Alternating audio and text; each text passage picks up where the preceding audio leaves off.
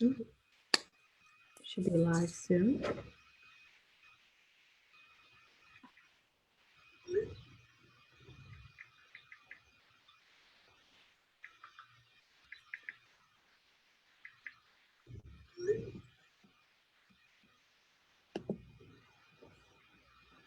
Okay, I'm just gonna check if everything is okay. But we should be on live right now.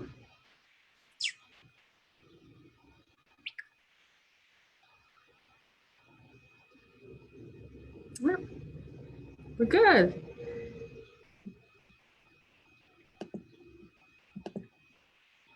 So I'd just like to welcome everyone. Hello, once again, my name is Assemblywoman Mikhail Salaj, and I represent the 22nd Assembly District, which includes areas of Belrose, Elmont, Floral Park, Valley Stream, and North Woodmere. Thank you for logging on to one of our great weekly forums. And this week, we're going to be talking about public utility rights. And we know that ratepayers are struggling due to financial hardships brought about by COVID-19 pandemic. Utility companies must work together with government to ensure that we're doing all that we can to ease the financial burden of New Yorkers. I really want to commend the many organizations, but especially the Public Utility Law Project of New York, for the work that they're doing to empower ratepayers to know their public utility rights. And I look forward to sharing this vital information. So today we have an opportunity to discuss various topics, including and not limited to getting, restoring, and retaining utility services, averting shutoff and meter sieges, affordable deterrent payment agreements. I think it's a mistake. We'll talk about that later, right? Utility customer rights in New York State, and the voluntary and legislative moratoriums in shutoffs. So our panel, we have two great panelists, and so I'm going to introduce them now. I want to introduce Sam Badusky. Did I get that right? No? Okay. He is a attorney with the Public Utility Law Project. Their professional focus is on the interception of utility rights and public benefit. There currently is a focus in their work with Western New York, but the cases are throughout New York State. And Sam graduated from the University of Buffalo, Buffalo, with a dual degree in law and social work, which is amazing. Sam has worked with Legal Services of Central New York in Syracuse before the Public Utilities Project. So give him a virtual round of applause. Then in addition, we also have Laura Lockwright, Wheelock. I can't read today, sorry guys. I got dental surgery last week and it's messed me up totally. But she is the Deputy General Counsel for the Public Utility Law Project. And she is bringing her career work from the New York Public Interest Research Group, where she fought for the rights of consumers across the state. Ms. Wheelock went on to work for different members of the New York State Assembly, Go Assembly in Albany, the Hudson Valley, and New York City, where she focused on a wide variation of issues, including legislation to promote affordable housing, public access to insurance, nonprofit reform, and environmental protection. So I'd like to thank both of you for your participation in this virtual forum, and we're going to start the presentation. So if you want to just go right into it, you can. Beautiful. Thank you so much, Assemblywoman. We are honored to be here today. So much right now is falling on the backs of New Yorkers, and we understand, and our organization is here to help. So thank you for giving us this opportunity. We have a PowerPoint presentation that Sam's gonna load up on the screen momentarily. And just to start off, again, we're the Public Utility Law Project. We go by PULP for short. We're a 40-year-old nonprofit organization with the mission to educate, advocate, and litigate on behalf of New York State's low and moderate income utility customers. So, we, again, operate across the state. We have a toll-free hotline number, which again will be in part of our PowerPoint presentation. So customers can call us with any sort of utility problem, question, or concern they have. Our organization is funded by the state of New York, so we don't charge for our services. Some groups have a cutoff as well, but if you fall within our mission statement of being a lower moderate income utility customer, we can assist you with your problem. And so, we'll get into our PowerPoint presentation briefly. Here we go. Thank you, Sam. And so again, today we're going to talk about your rights as a utility consumer. At the bottom of this first slide is, our contact information. I'm on the right, Sam is on the left, and, feel free to reach out to us directly. On the next slide is all of our contact information. We are active all over the internet. We have a website. We have an extremely active Facebook page where we post on a daily basis. So if you do have Facebook, like our page, because we update it all the time. We're on Twitter. You can email our generic account right there. And then the toll-free number is right there. We'll mention it throughout the presentation, but 877-669-2572 to reach us. And then below is our specific contact information again, where if at the end, we'll take some questions and answers, but people can feel free to reach out to Sam and I if you want to discuss something personal as well. And the next slide, please. So this is a question we get all the time. My mom asked me even the other day, what is a public utility?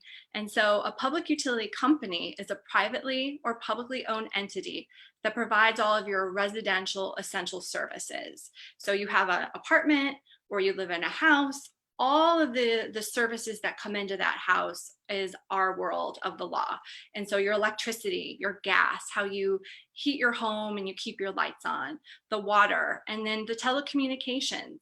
And that's quite a large word, but it's your cable, internet, cell phone, or landline. And again, that's the realm we focus on. In Long Island in particular, National Grid is the natural gas provider for a lot of residents, and they are a regulated utility. The electricity is often provided by Long Island Power Authority, which is called LIPA. LIPA is different than National Grid in that it's a public authority. It was created by the government. And so they fall outside of the typical rules and regulations that a regulated utility does have, but LIPA has what's called a tariff. Again, another very strange word. The utility world has lots of them, but their tariff is public. There's a link right here. It's over 460 pages. So if you're ever looking for a Sunday read, you can pull up LIPA's tariff. And it is something that we encourage people to look at because that's what houses your consumer rights under LIPA. One other thing to mention is that a lot of Long Island residents heat or cook because of oil or propane, and those also fall outside of the regulated utilities world and have some different rules and regulations. So our focus is really going to be on the energy side of utilities today with, again, like National Grid and LIPA. So what we're going to discuss first and foremost is what's going on in New York State right now. There is a health pandemic, there is a moratorium on service terminations. So that's going to be a huge part of the start of our presentation. Then we're going to talk about the base of consumer protections for utility customers, which is the Home Energy Fair Practices Act. We're very lucky, thanks to the legislature, years ago passing HEFPA. It has some really good consumer protections that we're going to discuss. And again, because life is a little different, we'll talk about how it mirrors the HEFPA process for consumer rights that's based in the tariff. There's also a complaint process for the utilities that falls under the Public Service Commission.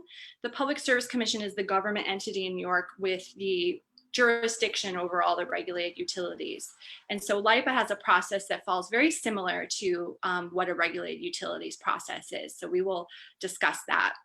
Something that's near and dear to Sam and my hearts is all the financial assistance programs. Sam has a fantastic background in public benefits, so we're going to dive into all the different programs customers may be eligible for if you fall behind on your bills. So we're going to discuss that. There's also a couple of steps customers can take now. Again, even though there's a moratorium on shutoffs, people are falling behind on their bills. And so we like to share these steps with customers now so that you can start protecting your account for when the moratorium is lifted. And then last but not least, Sam is going to touch on this, but there is some legislation here in New York State that's looking to help people because of the financial burden. So Sam will talk about that later as well. So to start our deep dive, New York already had a utility unaffordability crisis before pre-COVID-19.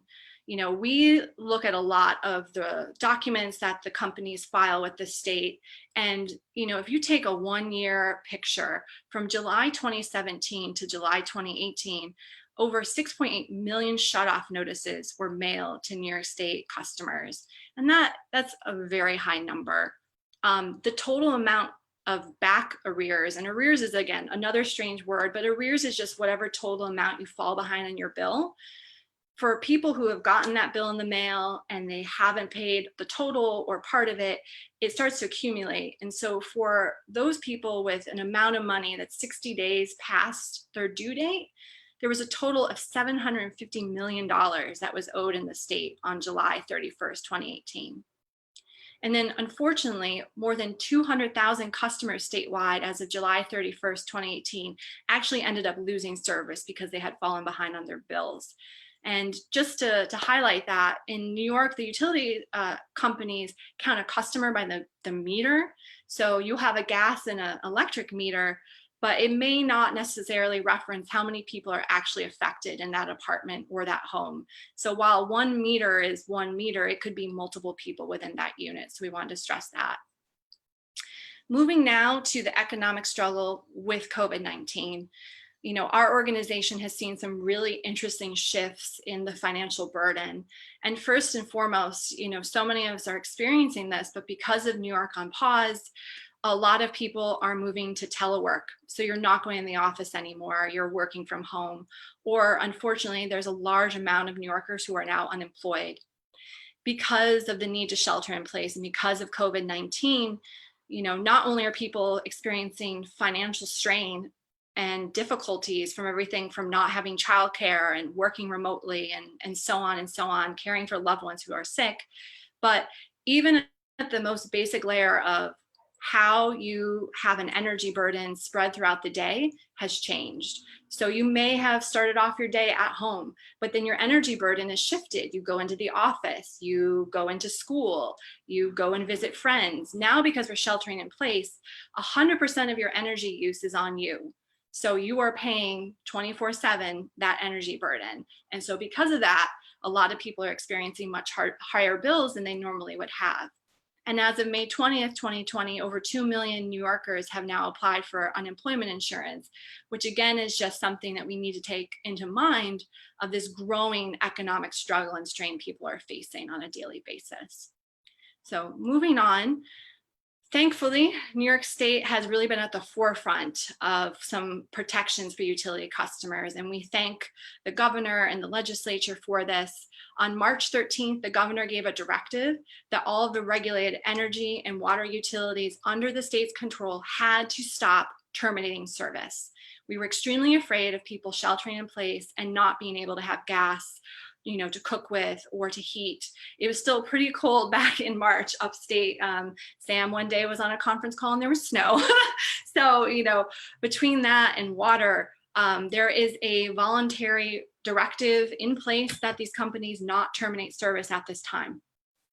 The trick with this, though, is that the utilities still are sending out termination notices, which sounds a little strange. So they should not be terminating service, but you are still going to have on your bill, if you fall behind, potentially a termination notice. And we're going to discuss the reason for that a little later, but it has to do with this last bullet point on the page, which is the Home Energy Assistance Program. So it's somehow connected, but you know, we regularly are getting calls from people saying, I am at home, I have a termination notice. Number one rule right now, they cannot terminate you. Now, the voluntary moratorium agreement doesn't necessarily apply to municipalities or even LIPA that matter, because again, if you remember at the beginning, they fall under different parts of the law. Fortunately, the state has worked really hard. Our organization has worked really hard to reach out to as many municipalities as possible. You know, we ourselves have talked to LIPA and people are trying to follow that voluntary agreement as well. So we wanted to flag that there again should be no terminations of any kind. Another protection is the energy service companies. You often might get a knock at the door or a phone call from a company saying, oh, we will save you money on your energy bill, or we offer a greener alternative to your utility now. Those are called ESCO companies, and they have to cease the door-to-door solicitations right now. And so we like to say that no one should be knocking on your door saying, you know, do you want to switch your service right now? And then one of the points that we're screaming from the rooftops is the Home Energy Assistance Program. We're going to go deep into this later. Its acronym is HEAP. The program is there usually from November, every heating season, to the end of April. It's a one-time grant program. It has all these benefits we're going to talk about in a bit, but it has been extended in New York State until June 30th. So extremely important, and we'll talk about that a little bit more later on. Unfortunately, because of the COVID-19 health pandemic, we are seeing a couple of new issues pop up that we'll discuss in detail later. Again, municipalities maybe not following the voluntary moratorium on shutoffs. Another one we see a lot, usually the first and second week of the month, is if your utilities are included in your rent and your landlord then pays the utility directly. If you have stopped paying rent, you're struggling to pay your rent, we are receiving calls for a hotline where landlords then retaliate by contacting the utility company and having the service terminated. That is an illegal retaliatory eviction. Our organization can help you work through that, and we'll talk about some steps later, but that should not be happening. And then another issue is there are an unknown number of customers who lost service before the pandemic, and what happens to them during this time. So starting at the most foundational layer with utility rights is, again, the Home Energy Fair Practices Act, or HEFPA. It is an extremely important consumer protection law that we have in New York. And, you know, we try to get out there as much as possible because people should know what their rights are. And there are rights included in this law. Again, LIPA will be a little different, so we'll discuss it throughout. But the legislature actually back in 2013 helped to make sure that a lot of the HEFPA base law, you know, made it into the tariff. So they should be pretty similar, and we're going to highlight that for you as we go along. Terminations. So there are a number of rights you have as a utility customer when it comes to terminations. And the first and foremost is if you fall behind on a bill, the utility company cannot move forward with a termination for at least 35 days. So you may get a bill and you may not be able to pay it by that date listed on the bill, but the utility company has to wait at least 20 days since you received that bill and that due date listed on that bill before they can move on to the next step. And the next step would be after 20 days of being past due, they need to actually mail you a final termination notice with at least 15 days notice before they do a shut off. So between the 20 and the 15, you have 35 days before a termination can occur when you fall behind on your bill. LIPA'S rules match that, so nothing too wild there, 35 days across the board before anything should happen. The other thing we see and get a lot of questions there about is when can a termination happen? And so in New York, the regulated utilities can only shut off Mondays through Thursdays between 8 a.m. and 4. With LIPA, they're a little different. The time frame is, again, Monday through Thursday, but 8 a.m. to 6 p.m. So again, just good to keep that in the back of your mind. It's pretty similar, but there are, you know, a little bit of nuance. Terminations are not allowed on specific times. And so if you are terminated in any of these categories, you can reach out to us, you can reach out to the state, which we'll discuss a little later on.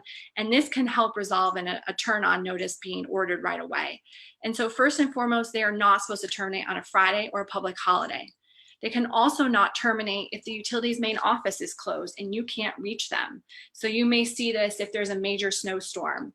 If the main office is closed because of weather, they can't be out there then shutting people off because you would have no way to contact customer service to try to work out and protect yourself. So extremely important.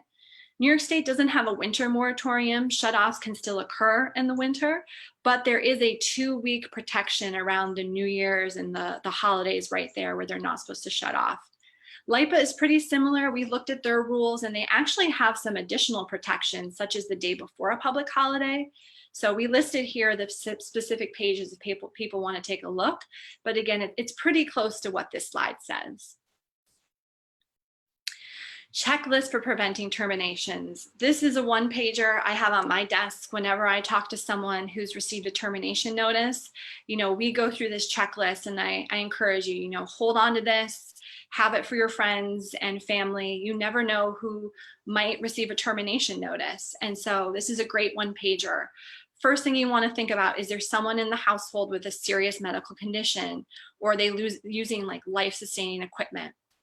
The second question is, has the utility company reached out to you and offered you an affordable deferred payment agreement, which we'll discuss a little bit more later?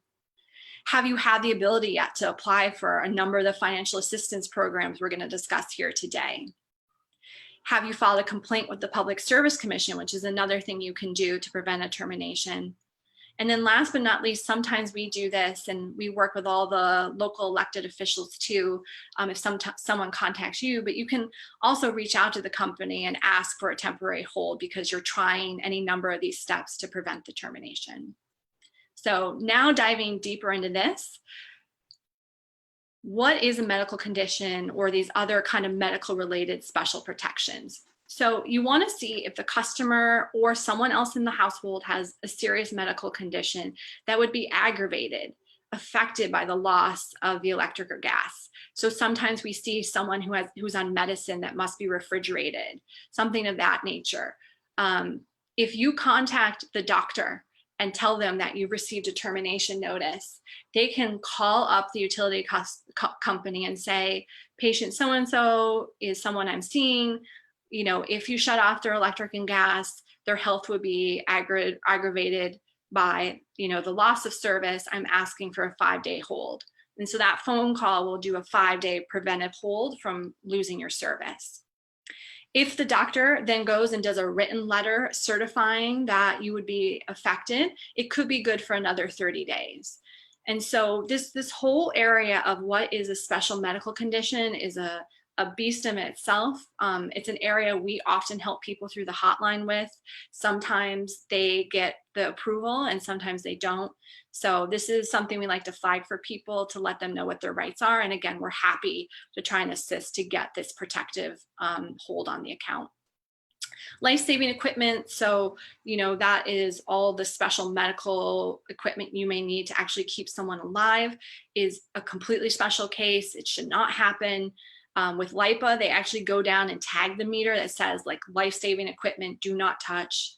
And there's also similar protections if the customer is elderly, blind, or disabled, and additional protections there that both, the regulated utilities like National Grid have, as well as LIPA as well. And then moving on, deferred payment agreements. So another important thing that should happen is that if you receive a termination notice, the utility company should offer you in writing an agreement to pay down that back balance, which is called the arrears. But there's certain things that payment agreement should be. We often will hear from customers who say, oh, they reached out to me, but they said, how much can you pay? And that's not necessarily how it should be. It should follow these guidelines. A deferred payment agreement has to be in writing, and both the utility and the customer should sign it. Sometimes there might be a down payment involved, but it's supposed to be tailored to the customer's financial circumstance. So especially with an increased number of people affected financially with the COVID-19, we like to stress this point. You should feel comfortable telling your utility, I want to get back into a payment agreement, or I want a new agreement, but will you work with me? This is my financial situation, and you can work out a deal with them. It can also be amended. So later on, if you experience another change in financial circumstance, you should be able to contact the utility and renegotiate it. And then Sam's going to discuss this later, but there's a whole complaint process through the state that you can go through. Both LIPA or the regulated utility follow it. And that is another way to kind of work on coming up with one of these protective deferred payment agreements to, again, further prevent a termination from happening. Assistance for low-income customers. So again, very fortunate New York State has a number of programs out there. It's all dependent on the household, the income, the situation. So we like to broadly share this information, but again, everyone's personal circumstances are different. So first and foremost, we're going to talk about the Home Energy Assistance Program, HEAP, and all the different types of HEAP. There's also 131S or Emergency Energy Assistance, sometimes known as the one-shot, that goes through your local Department of Social Services. Each of the utilities themselves have their own programs. So we're going to talk a little bit about that and how you can learn more about how your utility can actually help you. And then there's state funded programs too. Another area we often look at, and again, work with our local officials' offices about, are sometimes there's local groups like Catholic Charities or nonprofits that are in your region who may have the ability to assist you financially as well. HEAP. So Home Energy Assistance Program, I mentioned it a bit earlier, but it is an extremely important program. If you qualify, you would want to check first to see if anyone in the household has to be a US citizen or a qualified alien. Your household gross monthly income must be at or below the current income guidelines for that household size. So that is often a factor in the eligibility requirements. But if you are on SNAP, Supplemental Nutrition Assistance Program, you are very likely to qualify, as well as temporary assistance, or if you receive Code A Supplemental Security Income. All of these are kind of qualifications to see if you would qualify for HEAP. And then there's different types of HEAP. So there's the regular HEAP, the first time grant you receive if you apply and meet all the eligibility requirements is extremely important. Because one, it will help lower your arrears by the amount that you receive through that award, but it also acts as a hold as well. It puts a 30-day protective hold on your account so that no utility termination can occur. After you receive HEAP that first time, if you get a termination notice in the mail, you will qualify for emergency HEAP. A lot of Department of Social Services say you can call up the SNAP line or call your caseworker and say, I've received HEAP before this season. I just got a termination notice. I want to apply for emergency HEAP. And we've been very fortunate in the state. Again, we've been able to extend this program. So a customer may be eligible for 3 or even 4 emergency HEAP payments at this time, which is fantastic. So there's also renter's HEAP. If you have heat included, but you may still be eligible for a small, I believe it's $21 a month regular HEAP benefit. We encourage people to go through and apply for HEAP anyways, even if you're renting and the heat is included in a portion of your rent, because any of the HEAP receipts, if you receive any HEAP at all during this heating season, you can actually give your award letter to your utility. You can contact National Grid or LIPA and say, hey, I received HEAP, and they will enroll you in their low-income discount program, which could result in close to $13 to $20 a month being deducted off your bill, which is extremely important for families who need that funding, especially right now. So the way you can apply for HEAP is online. mybenefits.ny.gov is fantastic. You can create an account and apply right there. For those who may have just started on unemployment insurance, you also have the option to see what other benefits you may qualify for, including SNAP. So strongly encourage, if you do have internet connection and a computer at home, mybenefits.ny.gov. But you can also contact the Nassau County Department of Social Services. This is the phone number here for their HEAP line, and leave them a message, or if you get someone on the phone, tell them again that you want to apply for HEAP or emergency HEAP. So at this point, I'm now going to turn the presentation over to Sam, who's going to discuss a couple of the other financial programs out there. All right, thank you, Lori. So the first thing we're going to start with is 131S assistance. It's known by a couple of different names. It's also known as emergency energy assistance. You may have heard it referred to as a one-shot deal.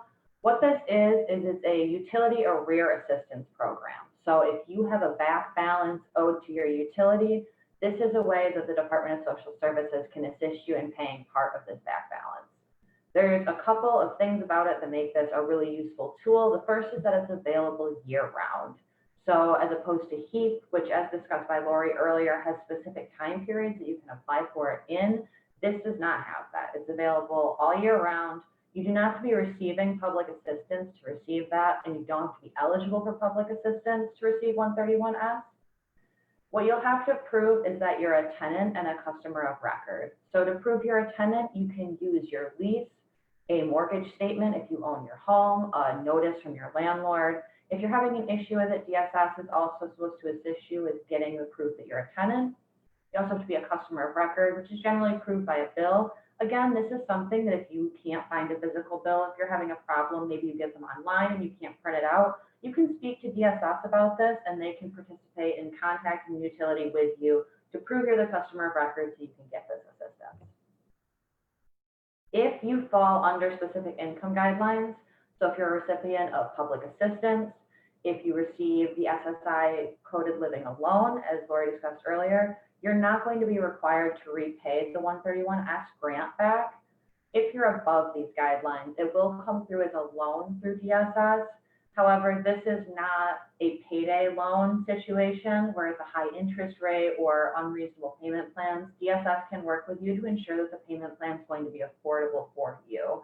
This is also something to keep in mind if you're concerned that your income level might be too high to apply for 131S. You might still be eligible for the loan format instead of the grant format. Now, if you have a sanction through DSS, if you potentially had a sanction from public assistance, from SNAP, from Medicaid, you are still eligible for a 131S grant. However, you will have to be current on your repayment schedule if you have a repayment going on. So if you're behind on your repayment schedule with DSS, you'll have to get caught up before they'll allow you to get a 131S grant, but you can still be under this sanction. Now, if you're receiving public assistance, as I had said above, there's no repayment agreement if you're receiving public assistance. In addition, DSS will generally continue to pay your utility out of your cash grant if you were receiving PA and then you receive this 131S grant. So instead of you getting your cash grant and then paying it directly to the utility will pay directly through DSS, and it'll just come out of your grant before you receive it. Again, I think that this is a really great tool if you are struggling to get enough of a down payment down, potentially to get started a deferred payment agreement, or if you just have a large back balance and you're not sure what your options are. I recommend contacting your local Department of Social Services. If you're having an issue when you're talking to DSS, feel free to reach out to either us at Pulse or to your local legal services, and we can help you out with the 131S process.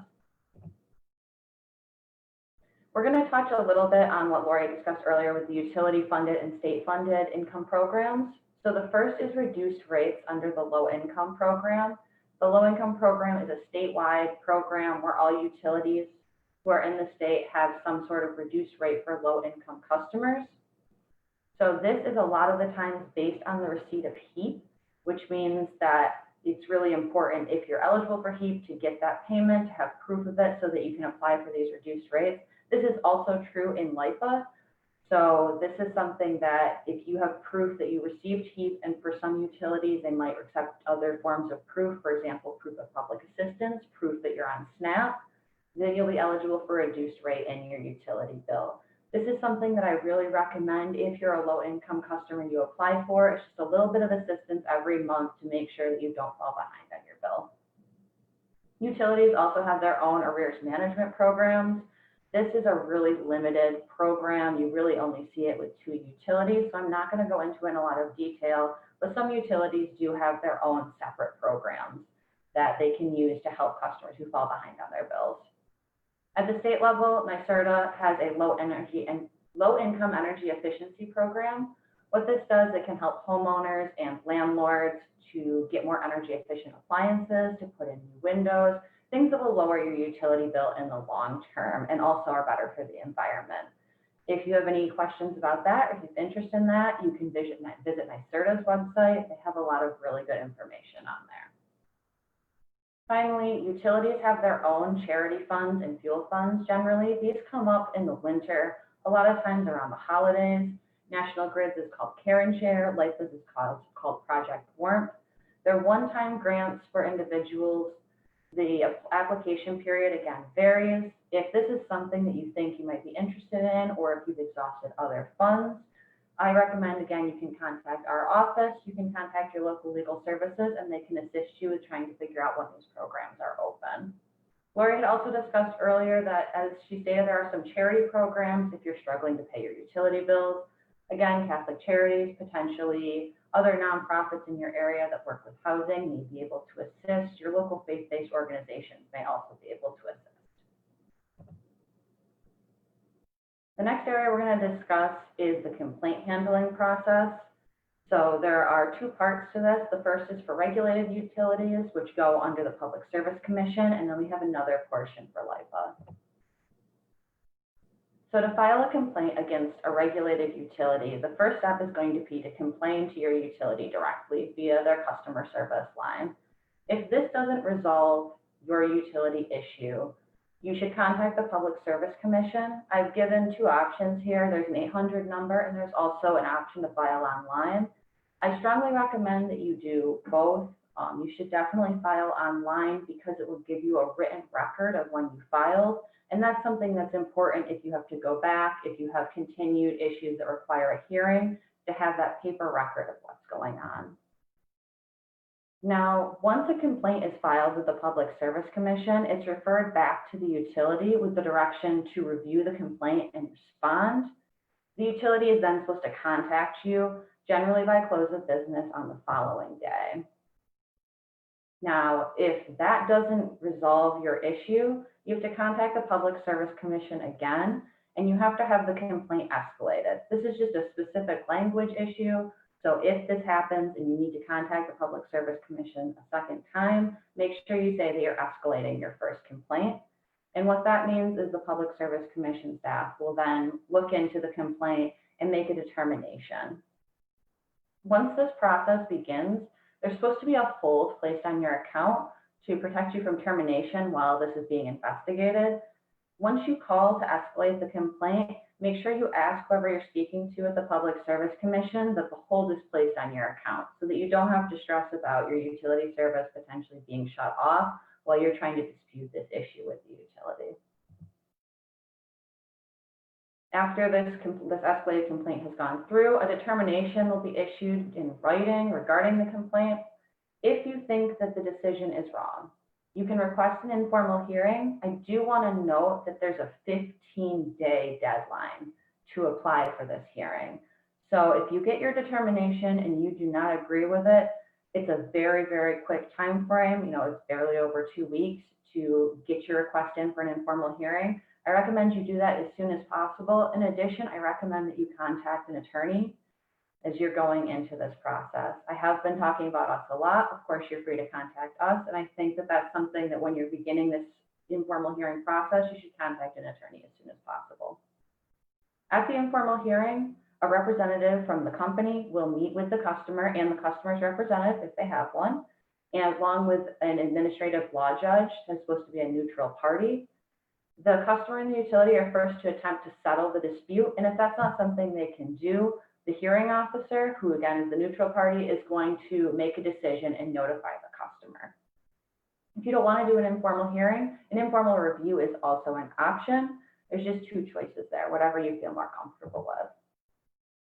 Now, if you've gone through all of this and you get your determination from the hearing officer and you think that that is also wrong, you can request an appeal of the hearing officer's decision. Again, we're looking at this 15-day deadline. It's a very short deadline, so I do just really want to make sure that everyone knows, you know, it's a very, very quick deadline. And if that's something that happens, you should again request your appeal as quickly as possible. And if you are not working with an attorney for the first part, I really recommend that you work with an attorney for the second portion.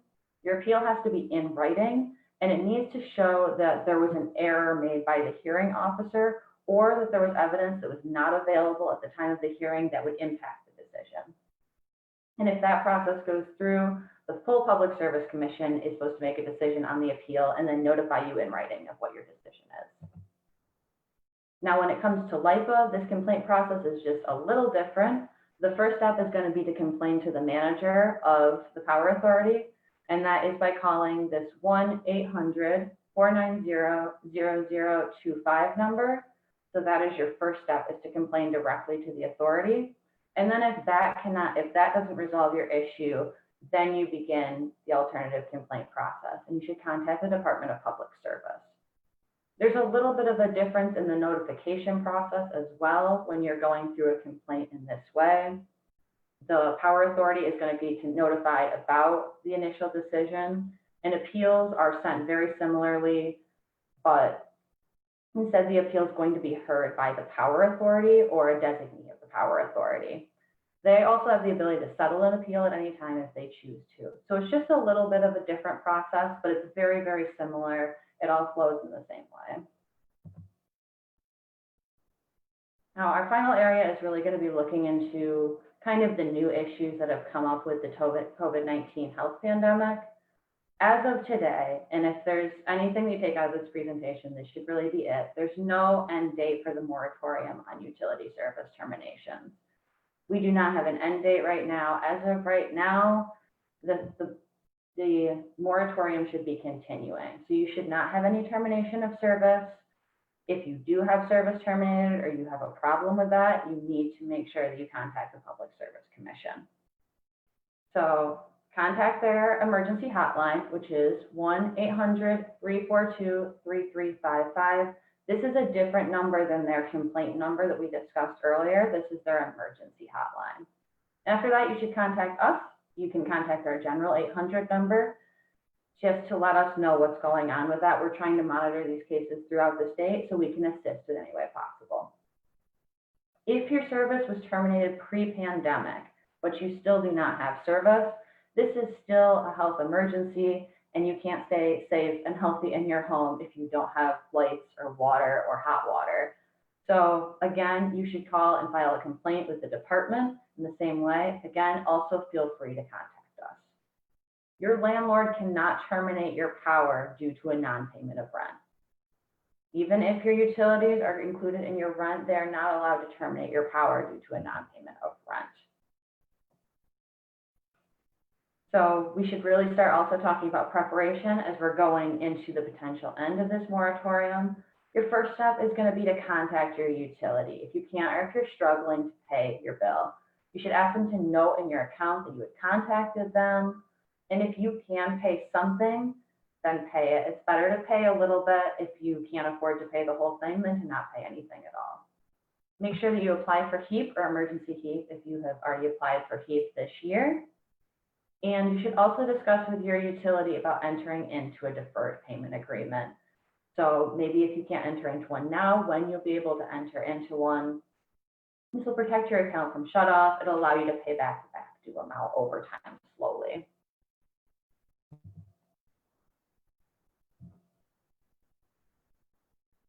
So our next area is going to be a little bit about current New York State legislative action. And so in both the Senate and Assembly, the legislature has passed this current moratorium bill, and it's currently awaiting action by the governor. It applies to utilities, waterworks, municipalities, and phone service. It prevents disconnects and terminations during the pandemic and up to 6 months after the COVID-19 state of emergency has left. It is also including consumer protections, which allow customers to enter into DPAs and to restructure DPAs based on their services. So we're currently awaiting action on that. As soon as we have more information on that, we will continue to update. And so that is our presentation. And I think Lori and I are both available to take any questions if any come up. That was an excellent presentation. Even I myself have learned so much regarding this topic. We have one or two questions that you answered in the course, but I'm just going to re-ask it. So the first question is, the first question is the complaint process. What are some good reasons to complain? Like why would an individual complain and go through the process of a complaint? So I'd be happy to start, and then Sam, jump on in. If you are trying to work out any sort of issue with your utility and you're just not getting anywhere, like go with your gut And it could be everything from, they won't negotiate a deferred payment agreement with you that you can afford.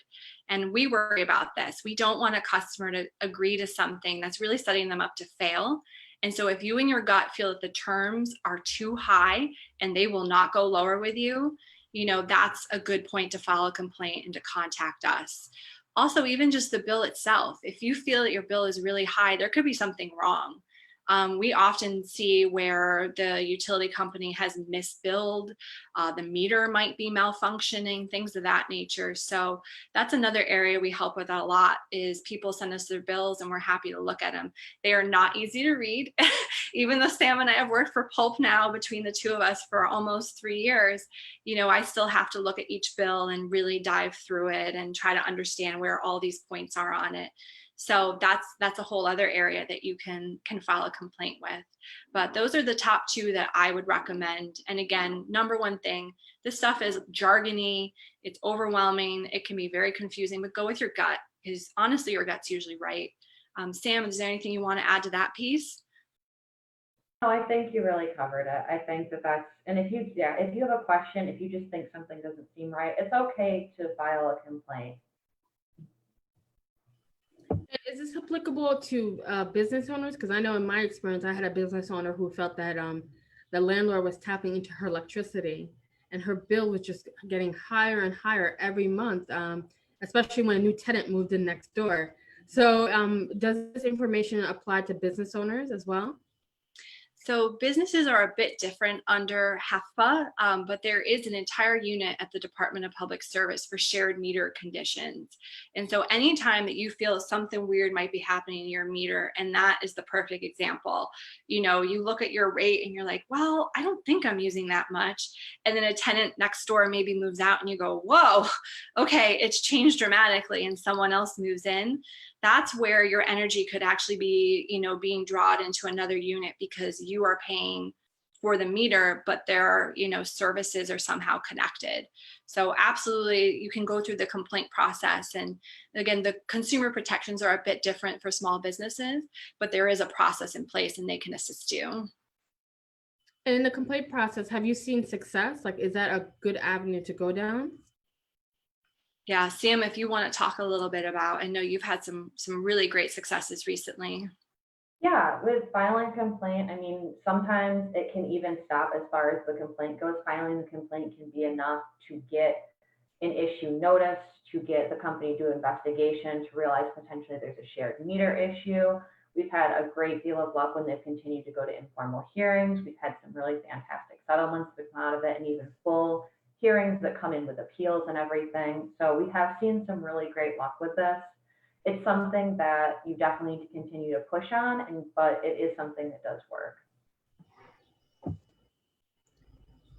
And it's fascinating. And I think that's a point that should be said again, is that if I live in a unit, I'm a tenant, and I have all my utilities wrapped in one with my rent, can the landlord shut off my utilities? I just want that to be said again, because that's an important aspect.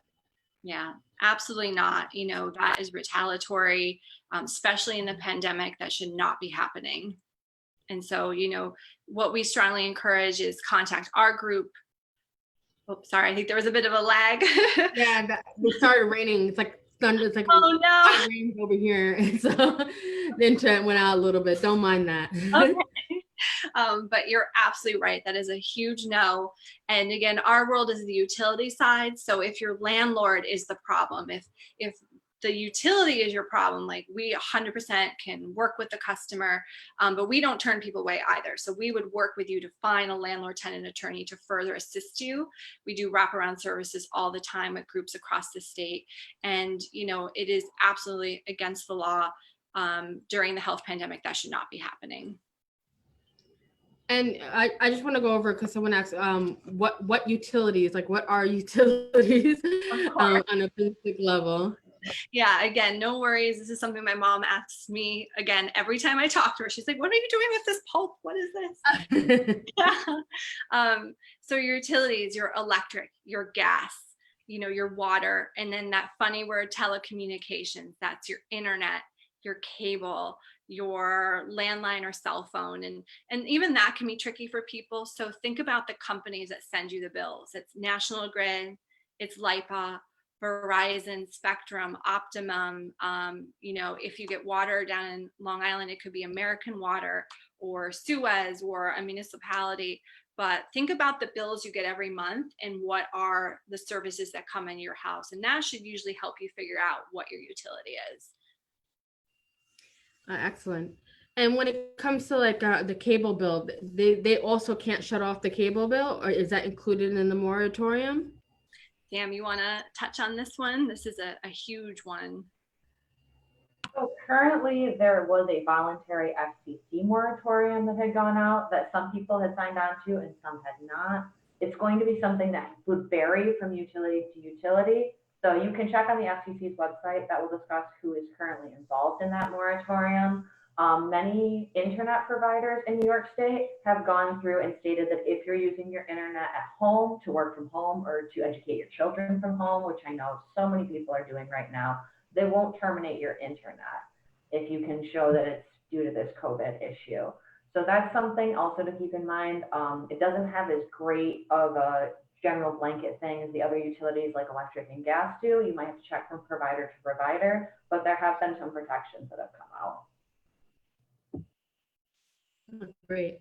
And so if you're having issues, I just want to, mention your phone number. So your phone number is 1-877-669-2572. And individuals can just contact you for any questions or concerns.